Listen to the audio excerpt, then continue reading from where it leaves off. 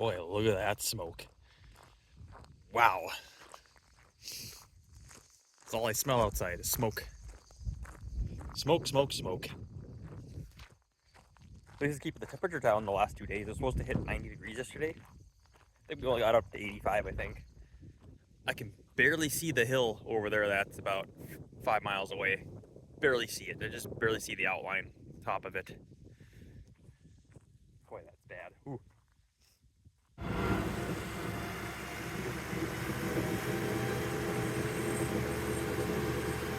Well, I guess long time no talk, I suppose. You guys probably didn't notice anything, but I haven't been doing anything in like 2 weeks. I just haven't really felt like it. It's been pretty sparse. Felt like doing too much stuff going on and a lot of crap too. So the creep feeders ready to go. Well, not taking them out quite yet. Wait a little while yet, but it's just for we were optimizing storage again, moving some oats and whatnot. So Dad just went to get some corn rolled at the elevator.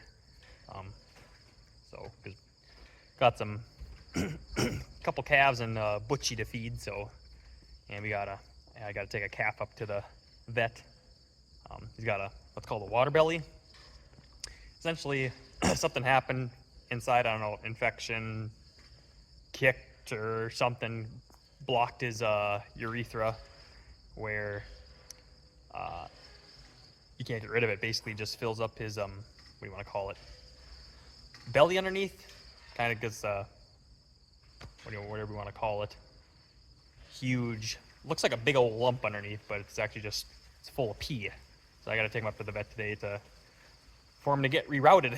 So pretty much it's going to turn into a transvestite calf, essentially. He's going to appear to be a heifer, so when in reality he's not. So see how this goes. So Dad's had it happen once before, a long time ago, but it's the first time I've ever seen it before. But it's kind of a rare thing, but it's not uncommon. It's talking to the vet usually does several every year type of deal. So I feel worse for the cow having to be in the corral. I feel worse for her. She can't be on green grass right now. She's got to be on hay, basically. There's no grass for her, and got to treat the calf every couple days and spray them iodine, fly spray. So it's a several week process, maybe even a month process. As you can see, though, two new Meridian bins are here.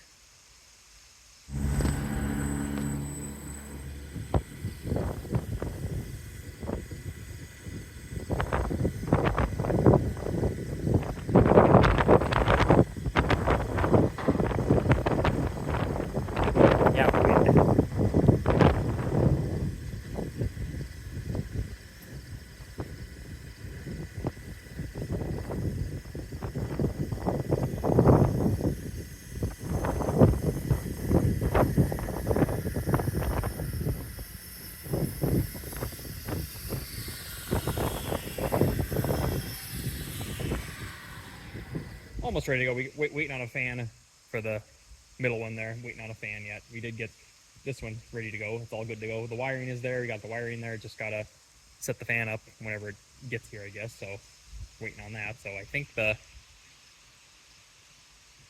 vineyard is done, I guess. So one more load of soybeans to take out yet. But yeah, I guess you're gonna pee a little bit, huh? Again. Peeing off and on all morning. We pretty much have had 2 inches of rain here last couple days, so we're kind of wet again. Doesn't look good. It looks like this week, pretty much what it's doing right now. Pretty much what it looks like. Kind of ugly out a little bit, sticky. So, oh yeah. Speaking of this door too. Oh, I got my one finger taped up right now. I just punctured the fingernail to let it ooze out, relieve pressure on it. But yeah, I smashed my finger on the door. Storm came up on Saturday evening. The door was still partway open and wind was coming up as the door was closing. Right as the door got really close to shutting, it was too far away from the hooks here. So I was on top of the door here and pulling on the lever. the whole time, trying to get it down. My brother was close by. He was actually working on the bin over here. I was hollering for help, and a nephew came in quickly as he could, and I didn't know my brother came to the outside the door, and so I had a lot of pressure on the door. Put my whole body into it pretty much, and then didn't know my brother came to the outside, and he used his body and pushed the door in then, and when those things hooked up there, when they finally got enough leverage up there, smoked my fingers right on this thing. When that thing went in, I pretty much, basically like I threw a hard punch right into it, and it got my fingers pretty darn good. This thing's actually it's actually purple underneath here. It's pretty bad. I thought I broke something, but I think everything's fine. Maybe I did fracture my tip of my finger, maybe, I don't know, but I can still move everything okay, just that it still hurts like hell yet. I just got sick and tired of it.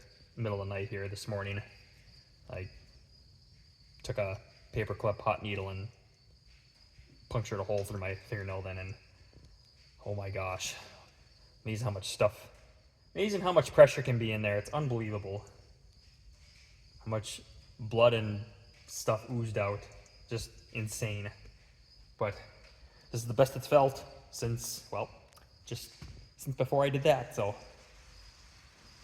I got to be pretty careful with my hand here. It's kind of hardly can do anything. I can basically, as long as I don't use these two fingers, I can be okay. But as long as I'm using my thumb and my index finger for stuff, it's fine. But then if I gotta watch how much pressure I'm putting on my hand yet. Just the blood pressure and whatnot. It's not good on it. So this really sucks right now. I kind of feel almost helpless trying to do certain things. You just can't do it. So, oh wow, really. As I stated before, I'll happily deal with this type of weather than having to contend with snow. Sure, it's a pain in the ass trying to put up hay or harvest and whatnot. Yeah, sure. But if I'm not fighting snow, that's a win. As a kid, I used to love snow. I didn't really have a whole lot of bad winters when I was growing up till after 1997. I don't remember much for winters for like the next 20 years. Yeah, we had some snow a couple of winters, but yeah, pretty much the last 4 out of the 6 years,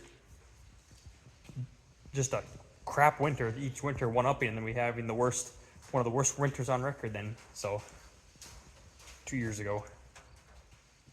So, but it's been a lot of trucking, trying to mow sloughs. Well, I won't be mowing sloughs now with it wet out now. I won't be doing that anytime soon. I might try to do some spot tillage, disking this week. If I get to it or not, I don't know. So got to haul more manure yet. Can't haul manure now from the corral yet. It's too wet yet. Yeah, I suppose, of course. The cattle then too. We did pull the bulls already. We pulled the bulls a long time ago. Sold 3 bulls.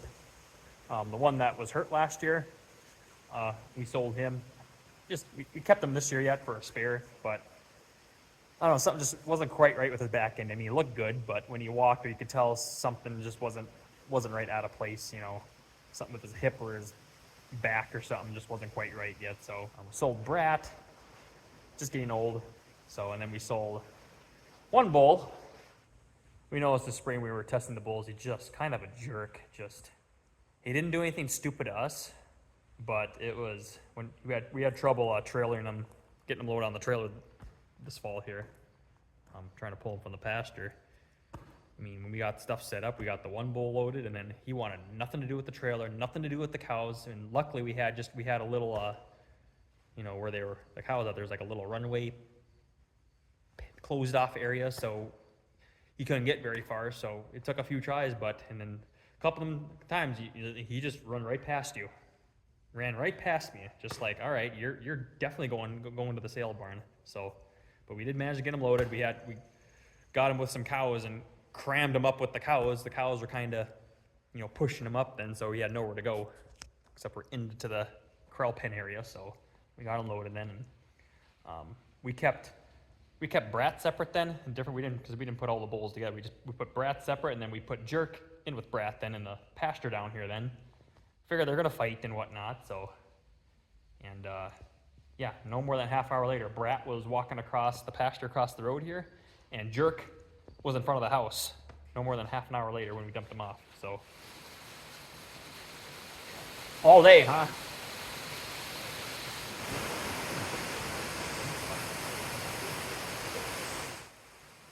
Everything's pretty wet now. But anyways, so I was saying before it got really loud in here, got the Jerk lock, put him, because he doesn't like the white feed pail anymore. He doesn't even phase him, white feed pail. So I just got him in south the yard here, and then I had to go take care of Brat then. And Brat didn't want to come towards the yard at all. He wanted to head west, but ended up getting Jerk into the tall corral over here and barricaded him in there. So he was. We didn't want to. I mean, I thought about dumping him off in the corral, but it's like he's gonna have to be in there for several days before we haul him to the sale barn, where there's a sale. So it's like, well, I don't want to be in there that long. Yeah, should have did that right away. Wouldn't have had the circus then. So pretty much wasted close to 3 hours there because getting him in, barricade him in there so he definitely cannot jump out or anything like that. So we left him in there, gave him a small little hay bale, and was like, you're good to go. And then Brat then ended up having just to chase him to the west to the fence line, and then he just walked along the west fence line then over to the pasture he was in. Then because he didn't want to come towards home, so I just took the wires off the corner, and then he just walked right through. And then I went back, and then there was dark out then at that time. It was dark out, so I got the UTV then and fencing supplies and some pouring then, and I went to go fix the place where they tore the fence down, and then I put the wires back up at the corner and gave Brat some feed then. So I think Brat's the one that got his butt kicked, I'm pretty sure, but I gave him some corn. I gave him some corn then for a few days then too, so he got used to the white feed pail again. So when once we brought Brat home then to sell him then, I just used a white feed pail. He followed me right in, just right behind me. He followed me all the way. No problem. So I'll miss Brat. He was an interesting bull, put it that way. I don't know if he was a little bipolar or not. I don't know, but like some days he was like leave me alone type of deal, but then the next day comes up to you then. But yeah, I suppose good bull. He's 7 years old. I kind of wish we could have kept him a little bit longer, but I don't think we had a slick of trouble with Brat. I don't think. As long as I can remember, I don't think he's ever saw him hurt or anything. Then. I think he was a pretty solid bull. I didn't know, he actually weighed more than Jerk too. Jerk looked a lot bigger than he did, but Brat I think he was more lean. I could tell. Brat had less fat on him. And his neck was big. He's just a solid bull.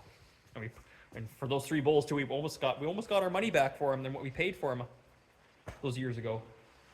Isn't that stupid? kind of stupid. But that's just been some of the stuff that's been going on here. That's about it. Nothing. I mean, like I say, other crud going on too. So I say just haven't really felt like doing much for videoing. Just haven't felt like it. And then of course now it's kind of like.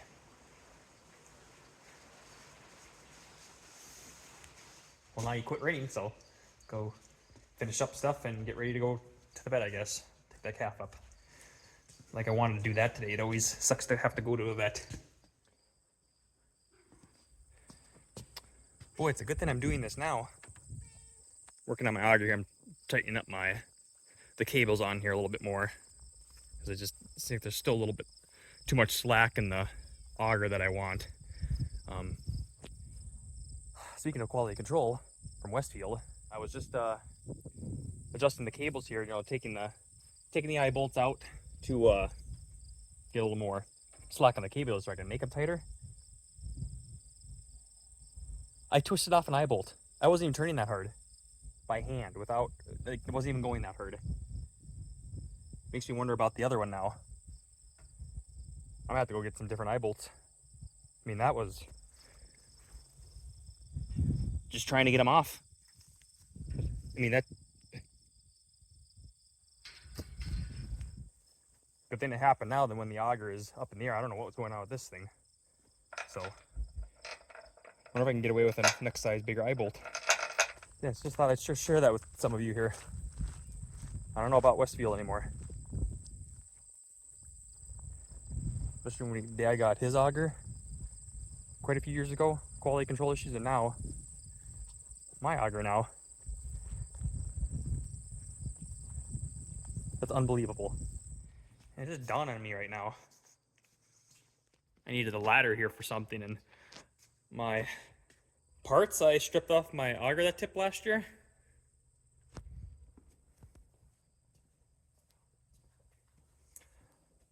I got 2 eye bolts.